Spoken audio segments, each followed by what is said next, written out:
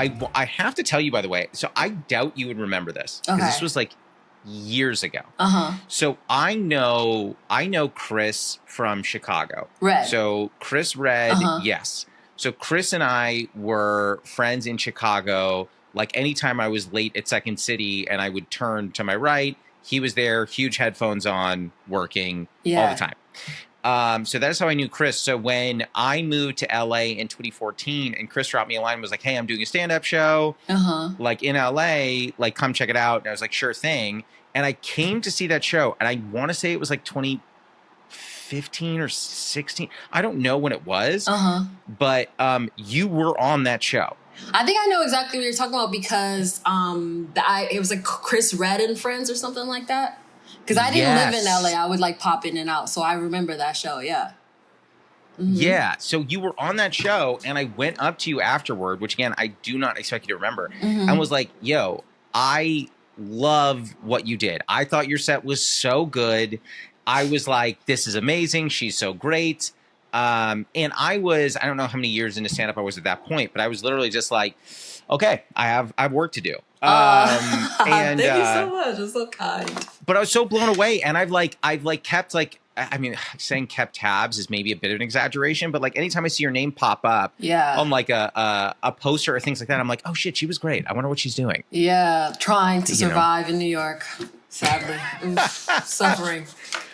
I was going to say, well, I want to hear all about, because I know that we've got a couple of geographic places to hit with you. I think Maryland is on that list. New York's on that list. Chicago, LA. And I want to touch on all of them. Before we do, so I don't know if you know this, but for those, our guests steep at home with us.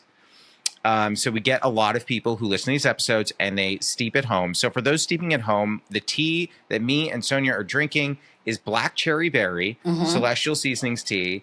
I haven't had this since I was like, I don't know, like 12, 15, but I love it. Yeah.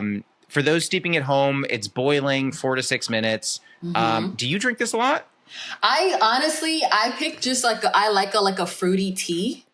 And so this is one I go to because it also had, they had like the multiple packs. So it's like, oh, do you want to try tangerine today? Are you feeling cherry today? Are you feeling blackberry? Like, so that's why I got it. But like, I go between that and like, Trader Joe's has this like ginger, turmeric, I forget what it's called, but like, yeah, like, so it's either I'll get this one or that one for decaf. But then I also like drink like a matcha. So I'm trying to abstain from like caffeine and a lot of things. So that's why I got this one. Wait a minute. You're trying to stay away from caffeine or go toward it? Yes, because, go away. Because I have, I think maybe an addictive personality where first I'll be like, oh, I'll drink some black tea. And then I'll drink like coffee. And then coffee makes me like sick. Like it hurts my stomach a lot. So I'm like, maybe I just won't do any of these things, you know? Just none. Just none of them. Just like clean living, you know? So I have a great producer and I obviously did my research on you, but he did too. How did we just not overlap? Because like I did stand up. I got into comedy in Minneapolis, where I went right after college. And then I was doing that for a while. And then folks at Second City essentially saw me there and were like, you're wasting your time in Minneapolis, which I appreciated. That's so harsh. But fuck Minneapolis. What are you doing? It was a touring company that was there. And they were just like, this is not where you need to be. Because I was in Minneapolis doing like sketch, improv, storytelling, and stand-up. And they were like, you gotta move. And so I went to Chicago, and I was in Chicago for a while. Yeah, what year did you move to doing Chicago? That stuff. I was 2011 to 2014. Me, I was in 2011 to 2017. How did we not? That's crazy. What mics did you go to? That's... So I was doing a lot of stuff. I would do the mics at 773, Paper Mill. Oh my God, it was so long ago. I know, right? The archive. Jesus Christ. I was at Shithole fairly often. Shithole. I loved Shithole because Shithole, it was just such positive vibes. What about did you ever go to Cole's? Cole's Bar? Cole's. Yeah, on Wednesdays. Okay. I feel like maybe you and I just went to different mics. I was always at Cole's every Wednesday. I hosted Cole's with another comedian. Do you know Rebecca O'Neill? You familiar with her? Name is familiar. Yeah. It's just crazy because Chicago has such a small comedy scene. It's kind of funny that we didn't overlap. Yeah. I was Where did you say, move in 2014? I was, where did I move? Yeah. To make a long story very short, I was doing a 2-person show in Chicago. And then I got cast in a pilot in Los Angeles and was like, hey, we did it. And then it didn't happen. But I was like, LA is cool. Yeah. I know. They were like, go to hell. I was like, I'm going to, but also I like it here. It seems cool. So at that point I moved out here, and it was right around like the people that I knew in Chicago that like seemed to be leaving. They hadn't left at the time were like Ian Abramson, Marlena Rodriguez, like Chris. Chris, I think may have left. I don't remember what year Chris left, but like a lot of people were leaving, and so I was like, okay, it's clean for me to leave. And then just you start from scratch. No one in LA gave a shit like what I had done beforehand. Yeah, the hard reset. For me, I kind of felt like, I don't know, it was like scary to me. Like I was like, it was like you were in this little pond, and it was like, okay, you know what? I figured it out. I'm about to go to New York. They're going to be like, wow, you did comedians. You should know. Get in here. And then, like, you're like, oh, no one cares. This is we're starting over. I remember I came here, and I was like, I remember someone was like, what are your credits? And I was like, I performed 6 nights a week in Chicago. I was, like, on Second City stages on the regular, like, yada, yada, yada, whatever. Like I was on the house teams there doing that while also, doing boatloads of storytelling. And they were like, I'm sorry, like what television shows have you been on? And I was like, oh, none. 0, babe. None. And they were like, cool, get the fuck out. What was the local Chicago station that had like the access? I remember there was some access show that a friend of mine did in Chicago. And I was like, how did it go? And I said, when is it airing? I can't wait to see it. She goes, it aired already. And I was like, oh, okay. Is there a place I can watch it? And she was like, no. Nope. I was like, okay. It's just a different world. Like, you're like, oh, there's real opportunities here. Like, that's kind of the reason you leave, right? But it is still, like, of course, very jarring. Like, it's like you go from this world but I used to say, like, it felt like Chicago was a simulation. Like, we were, like, doing like a version of this, and then you go to like a coast and you're like, oh, now this is like, there's real stakes here. What was there like a pivotal thing that took you from Chicago to New York, and why did you choose New York over LA? I just kind of had felt like, honestly, 2 years in, I was like, I'm gonna go to New York, LA, I'm gonna be out of here, Like I think I had like these huge ambitions. And then I think I just felt like I was like, everyone was leaving. I feel like every year, like a great exodus would happen where people would leave. And then I just kind of felt like, you know what? I think maybe I've done everything I can here. And like, I'm really grateful I started in Chicago, because I feel like getting funny in Chicago was like great, because you weren't seen by people, and it was like a small community, and you could just go up regularly and like get really sharp. And so when I was deciding like LA, New York, I felt like at the time I had done like, I was about to do like a little web series. And like, so I'd done Second City stuff too, and had started dabbling in writing, but I wasn't as like strong skills wise with acting and writing as I felt like I was with stand up. And it felt like New York felt like a better place to go stand up wise. So that's why I chose it. It's so funny that like you, and I believe 110% in your modesty, but when you're like, yeah, like, I wasn't as good of a writer, wasn't good as good of an actress, like you're an Emmy-nominated writer. And I remember watching the movie Set It Off. And then I was like, wait, I know who that is. And it's like, you've done, you were on a Black Lady sketch show. You've been in a bunch of stuff. Obviously, eventually we'll get to Ironheart, but like, I love how you're like, yeah, I wasn't as strong in those things. Then you like killed in those things. Oh, thank you. No, it's like, I really sincerely appreciate that. I just felt like, it was just very intimidating to me, Like, I grew up in, like, D.C., Maryland, so, like, I never I wasn't around like people doing this thing. So for me, it was just like, even moving to Chicago and starting stand-up was like insane. Like all my friends thought, my mom was like, I lost my mind. At one point my mom she told me this, she hired a private investigator to follow me around for a week. Yes, my mom's nuts. No way. Oh God, like she literally just told me that casually one day. Like, cause I quit I was a computer science major, so I had a tech job. I quit that. Your face is my mom's face. I'm baffled by you. Yeah, okay. Yeah, I threw away a future for a dream. But I just was like, this isn't what I want to do. I wanted to act maybe. I tried to audition for like NYU and Columbia's MFA program, which is like the hardest programs you could try out for. I had no experience. I didn't get in. Columbia, I got through the first round. And then the second round, they were like, so what's your experience? And I was like, okay, so like nothing. But I have potential. And they were like, get out of here. But yeah, so I was just taking like acting classes at a conservatory. And I met this guy who was like, you know, you should do my sketch show. So I did the sketch show and it was like with a bunch of improv people and that was terrifying. But then one of them was like, you should try to do stand-up. So then my friend who was like the person who created the sketch show was like, I'm moving to Chicago if you want to crash on my couch. And then I was like, okay. And then I just moved to Chicago, crashed on the couch with this man that I knew like, 6 months? He was cool. He was great. But it was like, then I started taking classes at Second City. And I just was like feeling my way out through the dark, like just very like, I'll try this, I'll try that. So I felt the same way with New York, LA. I was just like, am I good at this? I don't know. Like it just, maybe it's just the immigrant in me that's like very self-deprecating and very like humble.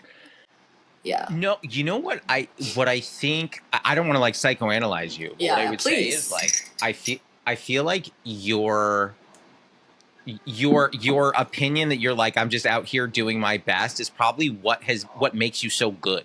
Like, you know what I mean? Like, I think if you were out here being like, I knew I was the shit. Like, I'm not going to name the person who I'm about to reference, but there is a person who I've had on the podcast who is doing particularly well. Yeah. And this individual was like, I earned everything I have. I deserve everything I got. And I was kind of like, okay, that is an opinion, and I appreciate have that, it. Though he or she, they walk through the world just like alive.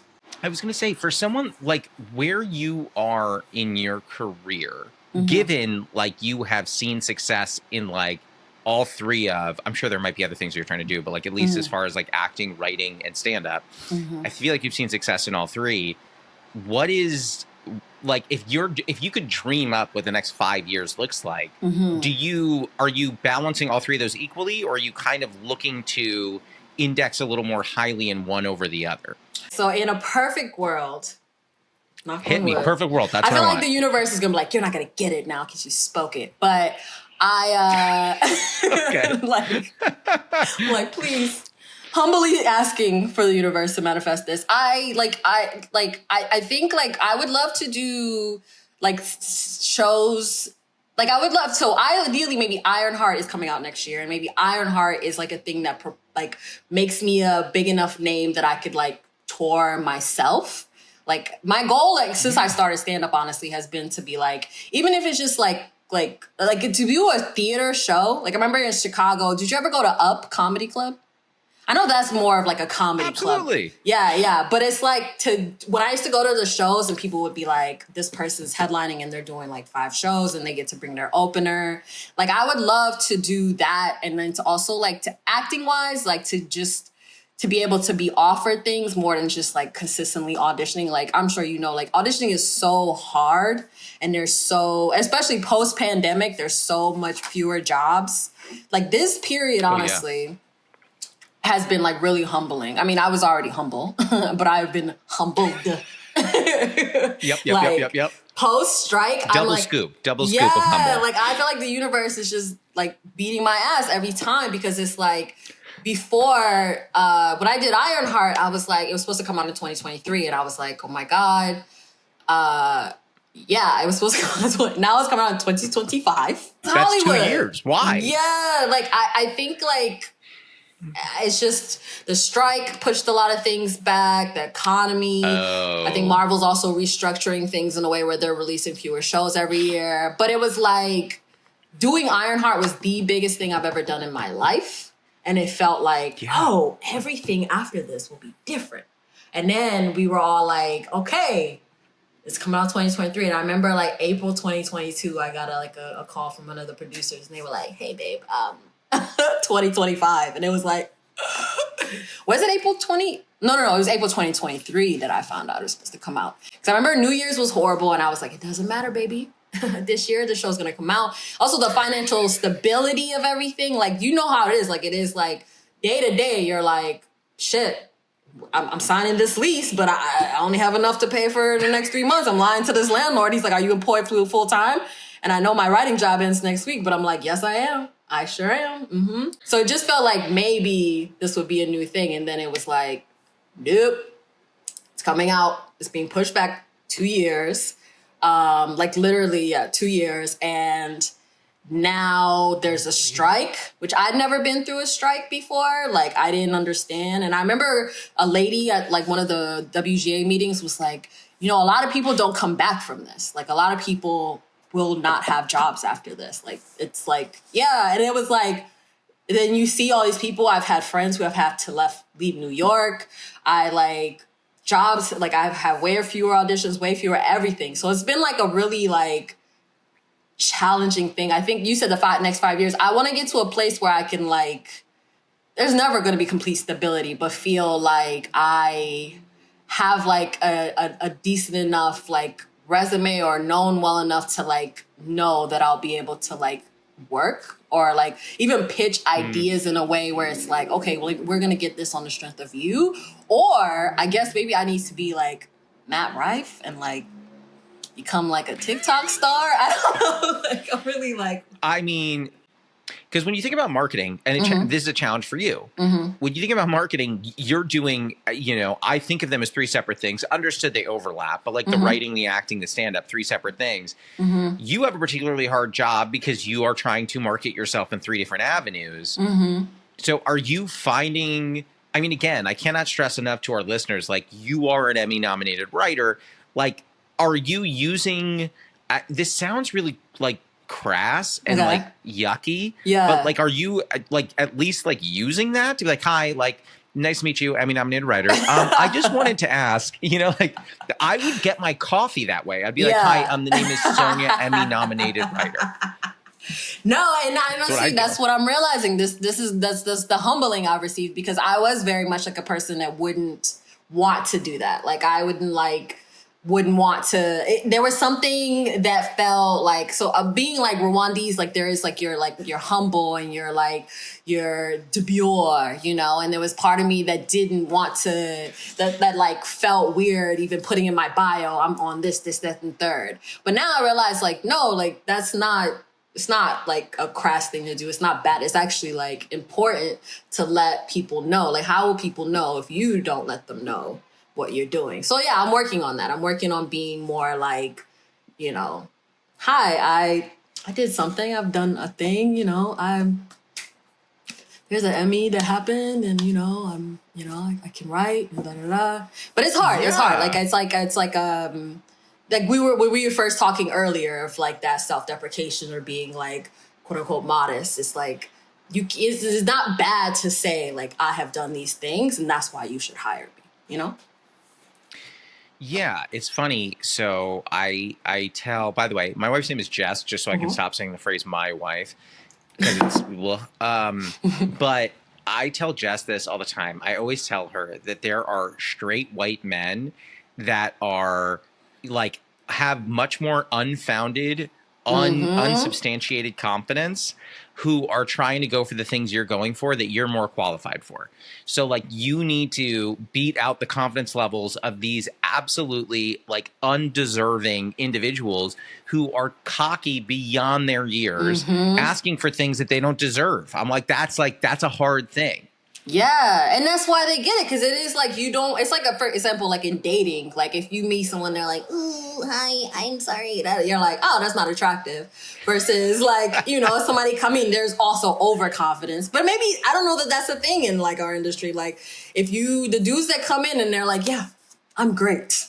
I'll smash the special. An hour, I got 8 hours," and they have like 15 minutes. But then they end up being put in a position to do that. And I think like if you're also talented and you're confident, that's what I'm working on. And being confident, you can be like, the sky is the limit. Like I'm in therapy. You got the hard stuff. Yeah. You did the hard part is the See, talent. This feels the harder easier to part me. is the Marketing confidence. feels harder to me. Being like, I am the shit. I'm good.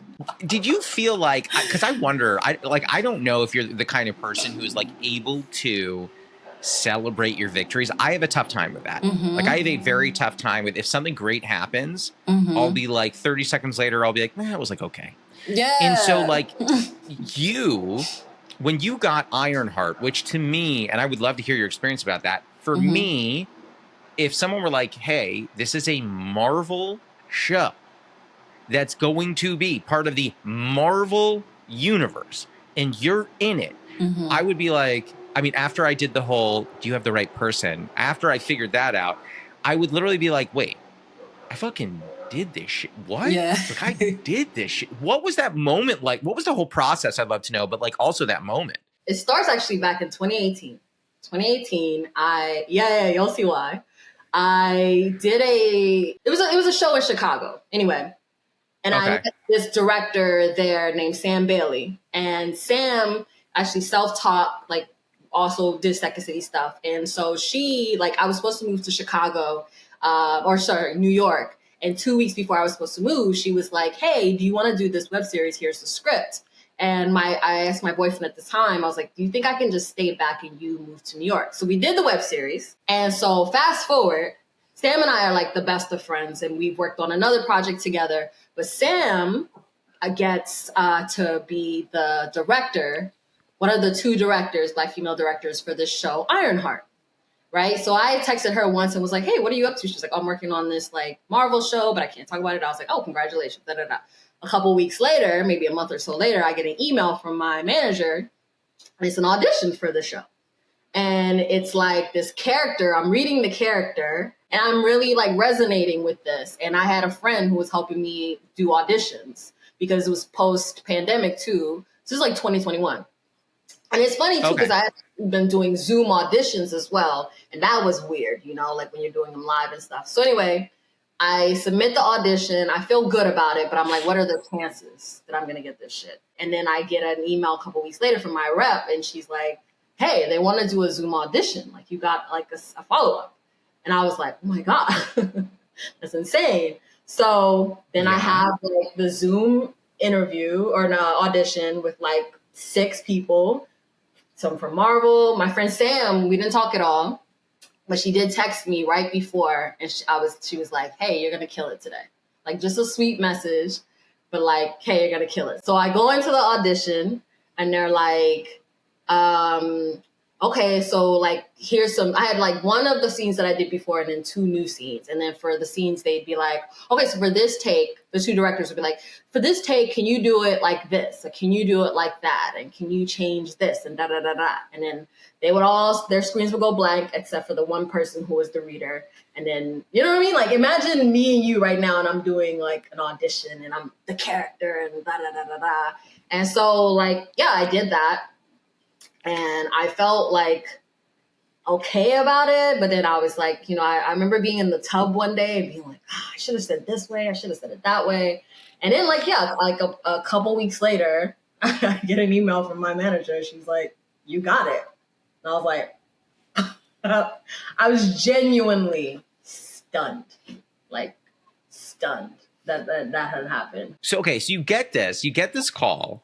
What were you able to, are you the kind of person who was able to process like, I fucking did this? Or were you like, huh? What? No, I would go back and forth. I'd be like, at first I was like, wait, are you sure? Like, you're sure? And then I was like, wow. I'd like replayed everything in my head. I don't know if you ever do that if you have a good set and you watch it. or you were listening to the recording and you're like, yeah, like it feels good knowing it was good versus Fuck yeah. Yeah, so it felt like that. And then I'd be like, oh, wait, what if? And then it was COVID. So I was like deathly afraid that between then and when we were filming that I would get COVID. And they'd be like, you know what? You're actually not good enough. We're going to go with someone else that we actually want to have. Someone with more credit, someone who's done stuff. You're out of here. But yeah, I was stunned.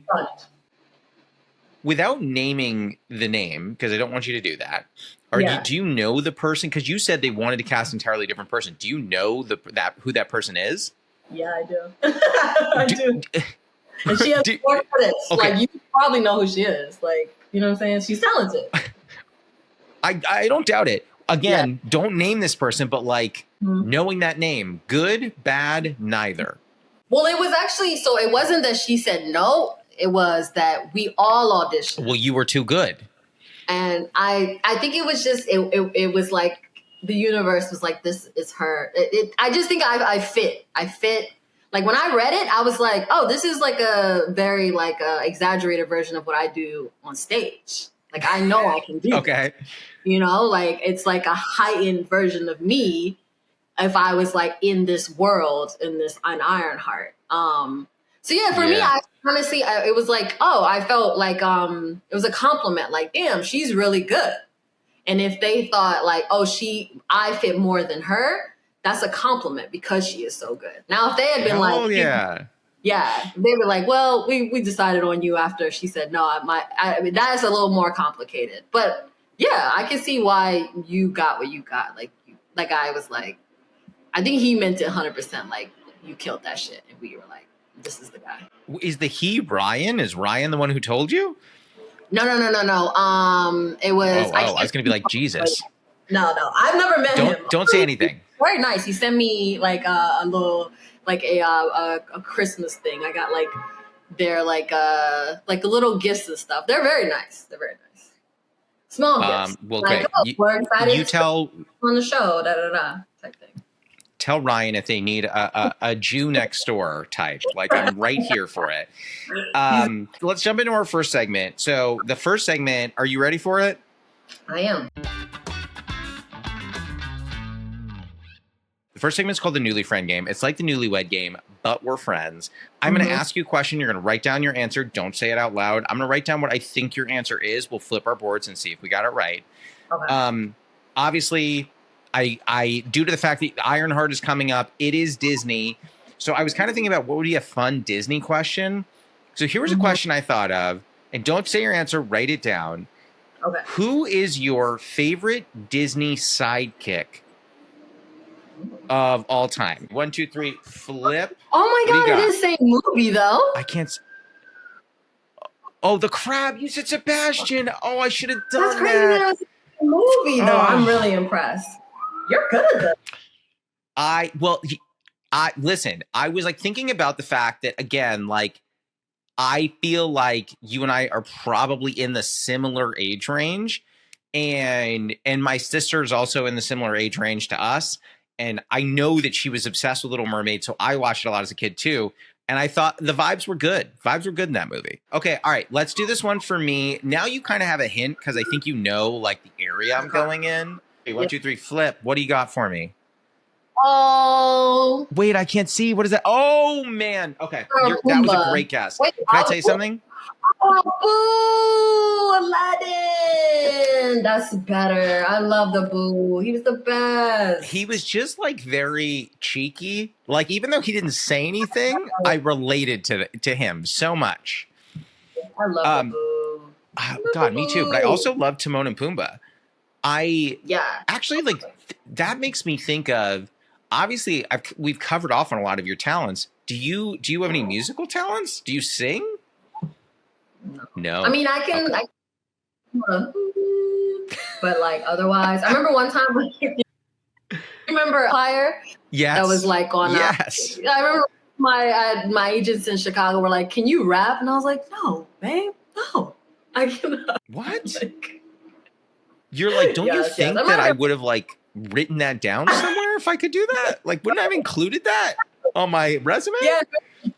They were like, just go in the audition and try anyway. I was like, this says must be able to freestyle. Like, no. This is not, you can just rap. No. So no musical talent. I mean, I love music. I wish I did. I wish. Do you have any kind of music that you listen to before you're gonna either audition or do a show? I used to have like a whole playlist that was like all like early Drake or like Childish Gambino or like MGMT for some reason. This is like the playlist I in the 2010s in Chicago. I would be listening to them on the way to the whatchamacallit, to the open mic, or like Santi Gold, Creator. I love that song too. Okay, that's one of one. Ones that just people, the lyrics are like, "Hey, you can do this, okay? I'm gonna make something of myself. I swear." I would listen to. It's so funny you said Gambino. I would listen to like his old EP and like his earlier albums and stuff like that. It's so funny. We had to make this wedding playlist for the DJ, the after party DJ. He was like, I need a playlist to understand what kind of stuff you like. And so like I put on all kinds of crazy shit. But like the first track on the playlist was Bonfire by Childish Gambino. So the wedding got like rained out in a crazy way. So like everything got kind of turned on its head. But as a result, where the dinner ended up happening for the wedding, I could hear them sound checking and I heard them blasting Bonfire. So like while we're all having like a nice meal, like I just hear like Childish Gambino, "Ho girl, drop it like the NASDAQ," and I'm like, okay, well, we should maybe like, probably like shut that down. My mom is here, like. No, that is so funny. Here's another question I was thinking about for you, because it was based on after you told me that story about Sam from 2018 to now 2025, which still I don't understand, but that's a story for another time. 7-year span there. I'll use an Avengers analogy, even though I've never seen the movie because I'm terrible. Do you feel like you are like almost collecting like mentors or like advisors, like Infinity Stones, as you move through your career? Like you worked for like Robin, she is one of the most talented, in my opinion, one of the most like talented people around. You got to work with like Ashley, who I know from my Chicago days, who's like off doing great things now. Like, are you building this network as you move through these things of people that you are easily able to tap into to help you move along your journey? I feel really lucky. I think it's like when you are like another Black woman, like, and there's like not a lot of you, like you kind of like try to like look out for each other. I think like with me and Sam, it just is like she and I just have like a great friendship, but also like the thing I realized on Brown Girls was like working and collaborating with people that are like, that you are like, wow, you're really great at what you do on that.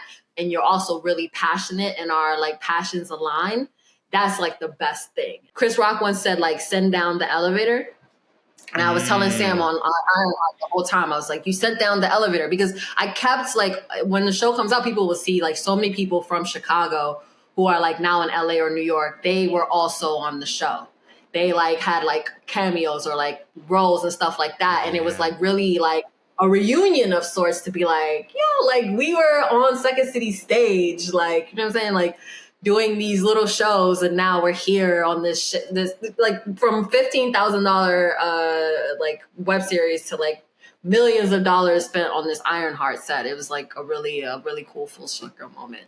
But yeah, I love that. I do think that like I try to kind of like find my people on any given project, like the people who I just have the vibes with. And that is literally like how a bunch of things happen. Like I remember I met someone on a project I did. It was like a small web series I got brought into. And then that guy contacted me 4 years later and was like, hey, I'm doing a fundraiser in front of like, it was a huge sold out like theater style space. And he's like, can you come do stand up on this? And it pays. And then I was like, how much? Then I heard the amount and I was like, I'll do the show twice. Like I'll come back, I'll do one set. Let me run around the block. I'm gonna come do another one. You know what I mean? But it's like small stuff like that where I was like those kinds of things are really helpful. This is a strange question, but I'm kind of curious where you sit with this. Do you feel like you need to prepare for your life to change a little when this series comes out? I mean, there have been times I thought that, but also there is part of me that wonders if like the worries that like maybe nothing will come of it. You know what I mean? Like I think the show is excellent. I think that everyone Oh, you've seen it? Well, I've seen clips. Like I mean, being in the room and working on it, like hair and makeup, wardrobe, it was like, wow, this is truly a labor of love. Like and like the show is like features like Black, brown, and queer people, and like that was behind the camera as well. And like the hair, I was amazed by. The makeup, I was amazed by. Like wardrobe, I was like directing. Like everybody, I was like, this is so good. Yeah, acting like, and it was. So I know that, and like Dominique, what she did, like I know like the show will be great in that moment. But then like I did ADR, and when I was looking at ADR, and I was like, this looks so good. I think that the show will be impactful. But there is part of you that worries like, maybe no one will care like about my presence in it. You know what I mean? Like, I don't know. I'm a very like superstitious person. So there's part of me that's like, what if it was a massive hit and then that changes everything? Or it's like, what if like my life doesn't change at all? I don't think you can know. I hope it changes my life for career wise. And I hope it is well received. Do you still view yourself as a stand-up comic who acts and writes, or do you view yourself as a multi-hyphenate where each one is equally important? That's a great question. I feel like it's kind of changed. Like at my heart, like stand-up is still like the thing that's my favorite. Although like I do it less now. I just take like a break. But I have also been like, the more I've gotten to do writing and acting, I realized that like both of those are just extensions of stand-up, you know? Like on set in Ironheart, there would be takes where they'd be like, hey, Sonia, for this next one, just riff and do something. And I'd be like, yeah, okay. Yeah, you got it. Hell like, yeah. Yeah. And I'd have practice things when I was rehearsing the scene. And then I would do it on set and it would be received like the audience, which was the crew, would be like, oh, I like this, I like that. And it felt like, oh, like stand-up is like both of those things. You sit, you write, and then that you act the thing. You present the thing. Like I'm acting like I didn't sit and painstakingly figure out how to say this. And also in the moment, I'm riffing and figuring out like, oh, let me talk to this DJ. Let me let me react to this. So it all feels like I'm really grateful I started as a stand-up because I felt like it helped me be better at the other two things. Yeah, and it's almost like because you have that under your belt, I feel like if you were trying to do acting and just starting stand-up, I feel like that would be hard to square that circle. But like from my vantage point, like why couldn't 2025 be like your year? Why couldn't 2025 be like the show goes well and then your stand-up, maybe you're hitting like a new energy in your stand-up where like, you know, Netflix goes like, hey, we want to give you a special, or like Comedy Central's like, we want to give you 30 or whatever it is. But like, then you pop, like you grab that. And then all of a sudden people are like, you know what, actually, we want to have a development deal with you where we make, you know, your show. And it's the story of going from PG County to the big stage. And like, let's do that. Like, there's nothing in my eyes. I'm like, why can't 2025 be that? It could. Do you want to be my manager? Like I feel like you really laid out the possibilities. Listen, no, I hope that for all of it. I hope that for you. I hope that for me. I hope that, because I feel like everything after the pandemic and the strike and all that, it's been hard, you know? Like there have been like periods of like, I feel like at this point, I know people who are doing incredibly well, or I know people who are doing terribly. And there are very few people I know who are like in the middle, you know? And maybe that's just the circle. But yeah, I'm cautiously optimistic, and I think that like when people see it, that they will love it. I really do. Yeah, and I think I'm seeing the same thing you're seeing, which is kind of like, I think I am optimistic that the tides will change in a way that everybody is able to experience some stability and some success in an industry that I think has not recovered from the strike and has not recovered from COVID and is kind of just changing. The industry as we know it doesn't exist as it did before. And I think that like a lot of us just kind of want to be able to, I think you said it earlier and you said it really well, which is like you want to just be able to have stability and like know that like you can cover your rent and it's good, and you don't have to be like, I'm getting these checks forever, knowing that the writer's room ends in a week. Yeah, exactly. Like, just I know it's hard to have stability doing this, but I think some people like the Childish Gambino or Donald Glover doesn't wonder what's gonna happen. No. He wakes up every day. Easter egg goes, where should I go today? Like, or like Punta Brunson is another person who's just like they got it. Yes. Who, by the way, I don't know if you crossed paths with her on a Black Lady sketch show as well. Well, no, not on a Black Lady sketch show, but I did this Comedy Central pilot for this like stand-up special that actually never got aired. But she was in the audience of that, like one of her friends. It was his thing. And I remember I ran into her actually at like a Emmys party that Comedy Central had like in LA. And she was telling me that she was working on a script and a show that she was like trying to do. And I don't know if that was Abbott, because I was like 2 or 3 years before, but you know how these development processes go. But I remember her talking about it then, and it's like it's been really cool to see like she literally went from being like on like what BuzzFeed and like online to like doing like an incredible, hilarious show with an ensemble cast, and it's like amazing. She's done. She's done. Yeah. Well, I hate to do this, but are you ready to move to the final segment, the lightning round? Let's do it. What's the lightning round? I don't. Yeah, you're like, wait, well, hold on. What is that? So you don't need to write anything down. It's 5 fast questions. They do not all have to be fast answers. It's the last 5 questions we end every episode with. Well, I'm going to jump right into it. Question 1, what is a favorite ritual of yours?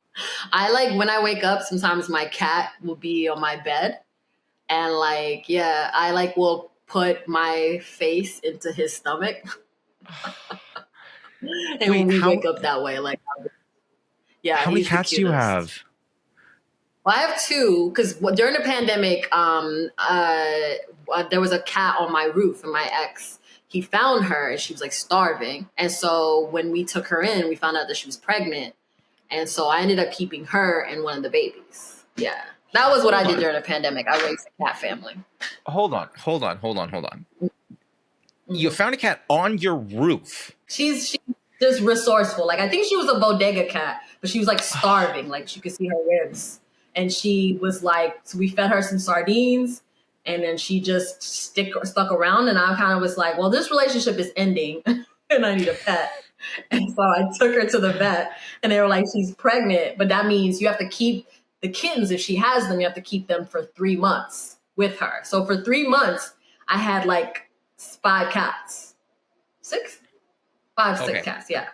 So we have 2 cats, and that feels like a lot. You had 6. Mm-hmm. Yeah, they're babies, so like when they're kittens, they can't really move around. But then once they do, like when they're born, they can't see, they can't hear, nothing, blah, blah, blah. But then once they start being on the move, they are little puff balls, and they're like literally just jetting around.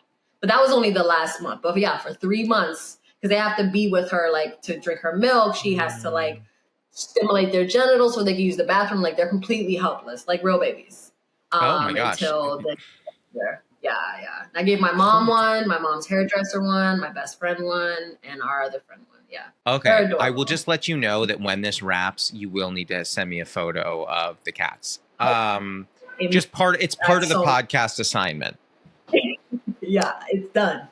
Yes, wonderful. Okay. Question 2, what is a running bit you have with a friend or partner that makes you laugh? Oh, one of my friends, I don't know, this might not be funny to anyone but us, but like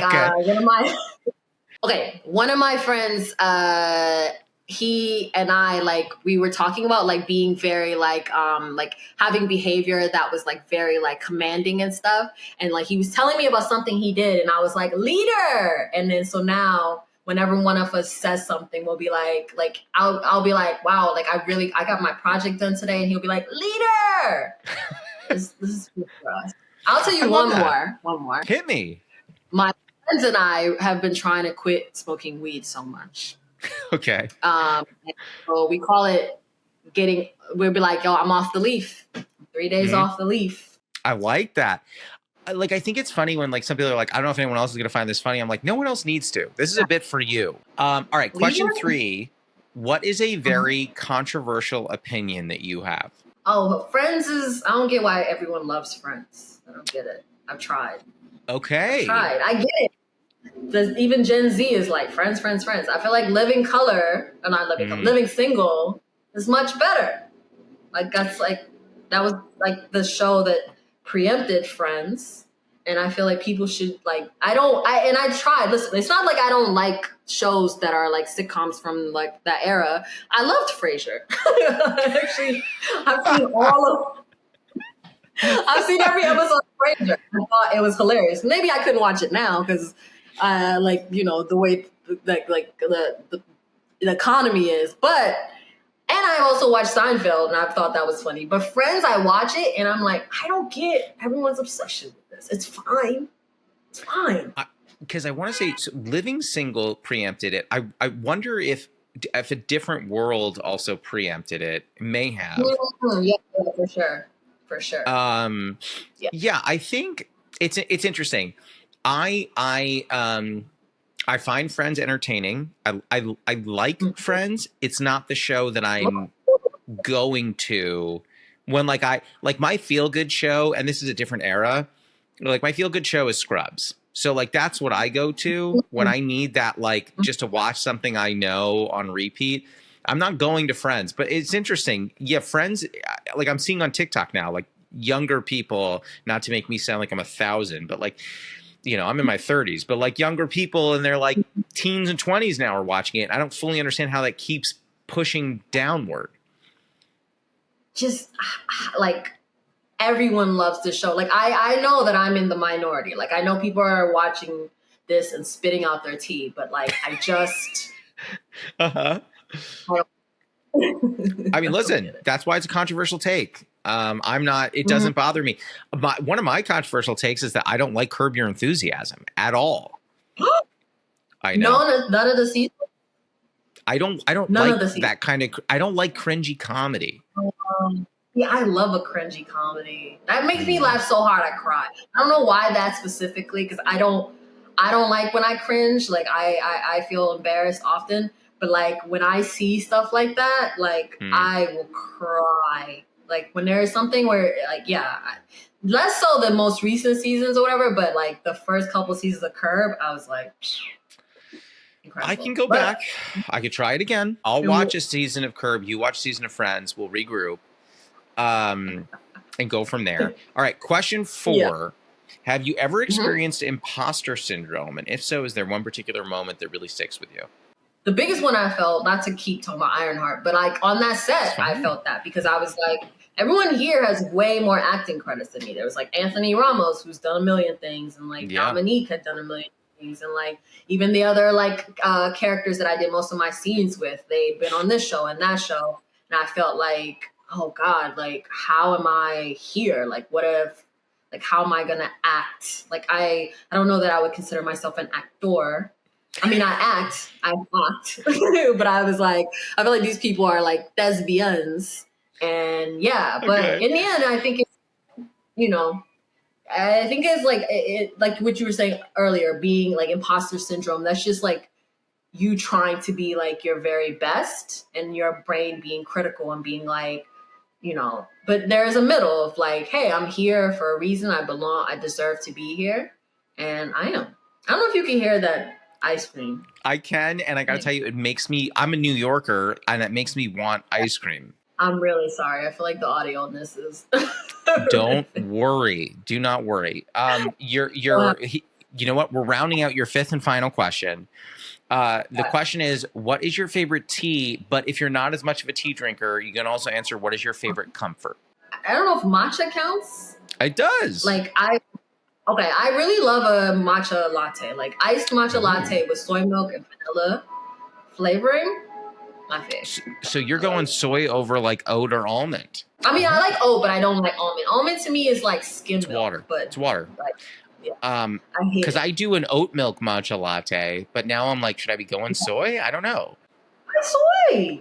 You know, like I think oat is a little more. I feel like oat has more flavor. You know which I mean? I like, but you don't like that. I like a little, like a more neutral thing, you know? Okay. But that's the pod. How do you feel? I want to thank you for your patience, and I'm really sorry that there's an ice cream truck directly under my apartment blasting his music. But yeah, I really enjoyed our conversation. Oh my gosh, me too. You're welcome back anytime. I'm so excited. Listen, I'm not up on all the Marvel stuff. I should be. I'm not. But I'll tell you what I am going to be watching, Ironheart in 2025. And then I'm also going to be watching your special, and I'm going to be watching the pilot and the show about your life. I'm very excited for it. 2025 is your year. I feel it. Listen, we got to make it to 2025. Yeah, well, it's don't. It's only 4 months. Don't throw that juju out in the world. But thank you so much. That was Sonia Denis. You can find her on Instagram at Sonia Denis and on TikTok at lasagna_Denny. This episode was produced by Jude Crowner. It was edited by Martin Alvarez. Our theme song and additional music are by Oliver Hymack. Our cover art was done by Neil Fraser with photography by Matt Mazisco. Social media by Dia Villegas. Please write a review and rate our podcast on Apple Podcasts and wherever else you can. You can send any questions, comments, newly friend game suggestions, or tea suggestions to steepcombos@gmail.com or tweet us at steepcombos. I'm Josh Lanzet, and you can follow me on Instagram, TikTok, Twitter, YouTube, and Facebook at Josh Lanzet. We'll be back next week, so until then, happy steeping. So I don't eat meat. Yeah, me neither. Right? So, okay. Oh, okay. Truth be told, I'm a pescatarian. Oh, I'm twins. also a pescatarian. Yes. Did we just become best friends? I feel like we did. I think we are.